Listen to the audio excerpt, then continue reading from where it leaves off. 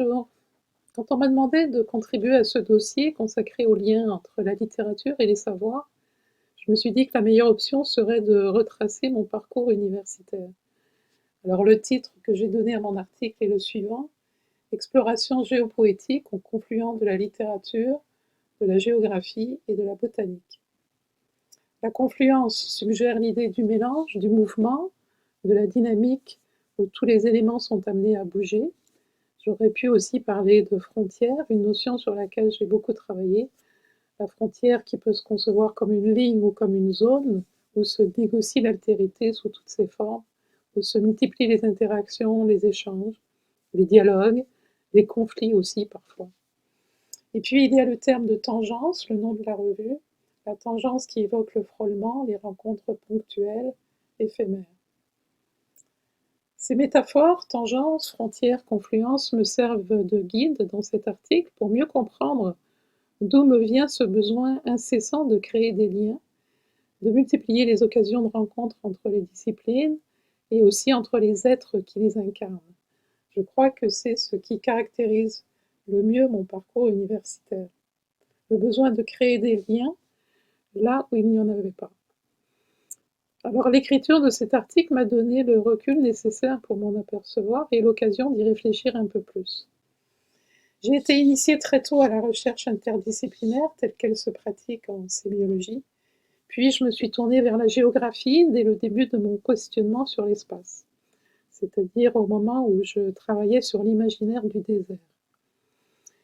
Et c'est à partir du moment où nous avons fondé un atelier de géopoétique en 2004, un atelier nommé La Traversée, que le dialogue entre littéraire et géographe a pris un tour plutôt transdisciplinaire.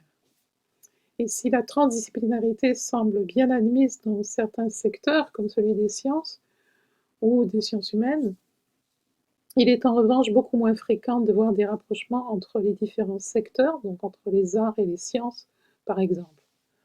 Alors j'explique dans cet article comment la géopoétique cherche à créer un nouveau territoire au confluent de la littérature, des arts, des sciences de la terre et des sciences humaines, un champ transdisciplinaire où la recherche et la recherche-création sont conçus comme les deux volets essentiels d'une démarche à la fois sensible et intellectuelle visant à intensifier le rapport au monde. Cette implication dans le domaine géopoétique m'a ensuite amené à développer une approche géopoétique du texte littéraire, donc une approche transdisciplinaire, et j'essaye de la situer par rapport à d'autres approches théoriques explorant les liens entre littérature et géographie, à savoir la géocritique et la géographie littéraire, qui sont quant à elles des approches interdisciplinaires. Étant donné la proximité entre la géopoétique et l'écocritique, je me suis par la suite associée à une spécialiste de cette approche, Stéphanie Postumus, et nous avons décidé d'explorer ensemble une dimension encore peu étudiée du rapport à la Terre dans le domaine littéraire, à savoir la composante végétale. L'étude de l'imaginaire botanique nous a amené à tisser des liens avec la botanique, bien sûr, mais aussi avec d'autres domaines du savoir.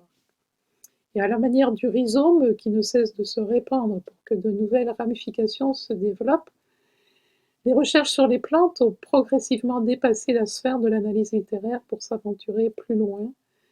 Les travaux ont mené à la constitution d'un groupe de recherche interdisciplinaire sur le végétal et l'environnement, GRIVE, dans lequel collaborent des chercheurs et des créateurs de diverses provenances: biologie végétale, histoire de la forêt, géographie, sciences de l'environnement, histoire de l'art, études littéraires, avec les approches écocritiques, épistémocritiques, sémiotiques, géopoétiques et les humanités numériques.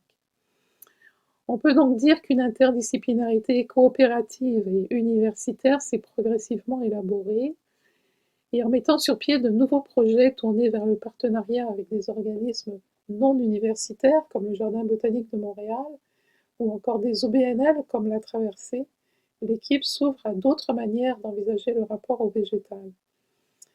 Un élargissement qui semble prendre tranquillement la forme d'une confluence, là où il y avait auparavant des frontières interdisciplinaires ou encore des tangences sporadiques entre des domaines éloignés.